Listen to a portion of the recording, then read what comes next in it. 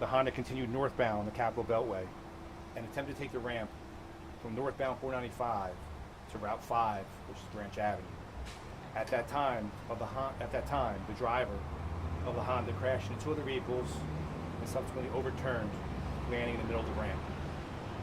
The Maryland State Police were not actively involved in the pursuit and arrived approximately 2 minutes after the crash.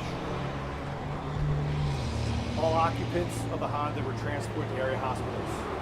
A 16-month-old girl was flown by Maryland State Police medevac to Children's National Hospital in D.C., where she was later pronounced deceased. The two other juveniles, a 5-year-old and a 7-year-old, were transported by ground to Children's National Hospital. The driver of the Honda, identified as Dana Plummer, the subject of the Virginia Amber Alert, was transported by ground to Capital Regional Medical Center, where he is currently being treated for his injuries and will remain in police custody. The occupants of the other two vehicles involved in the crash were not injured. The Maryland State Police crash team is leading the crash investigation along with the Criminal Enforcement Division. Virginia State Police is leading the investigation into the police pursuit. Virginia Beach Police Department coordinated the Amber Alert with Virginia State Police at approximately 0200 hours today. Maryland charges are pending after investigation is completed in consultation with Prince George's County State's Attorney's Office. A complete press release will be issued shortly after this. Policies for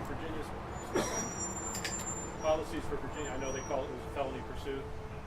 Your policies for them coming on into Maryland? Correct. But again, all good?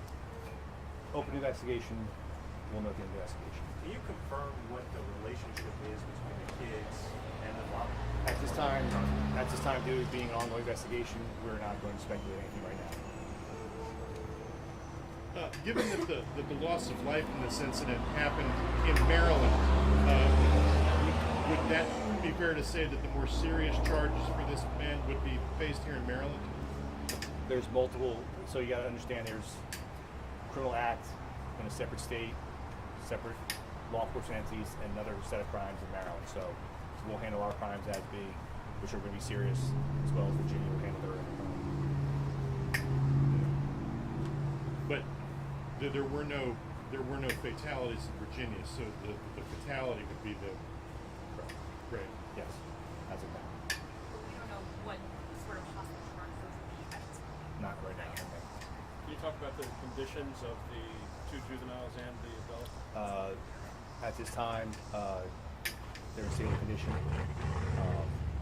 The adult is being treated for several injuries as well as the juveniles. How would you describe the situation?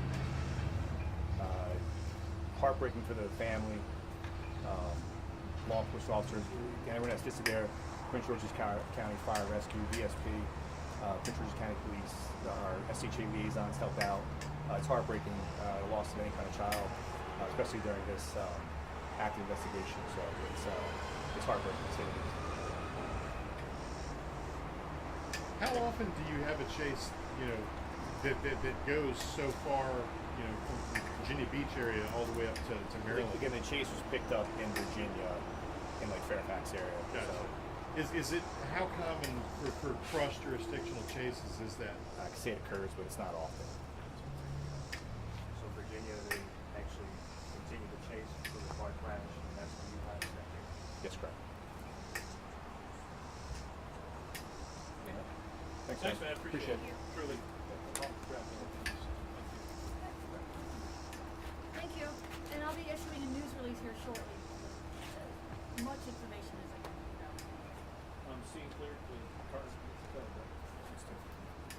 road is open. Yep. Yeah, everything's open. It was shut down for a little while. They opened probably about 5 minutes ago. Yeah, and then get in contact with the state police. Much more they can speak of. Thanks, guys. That was good.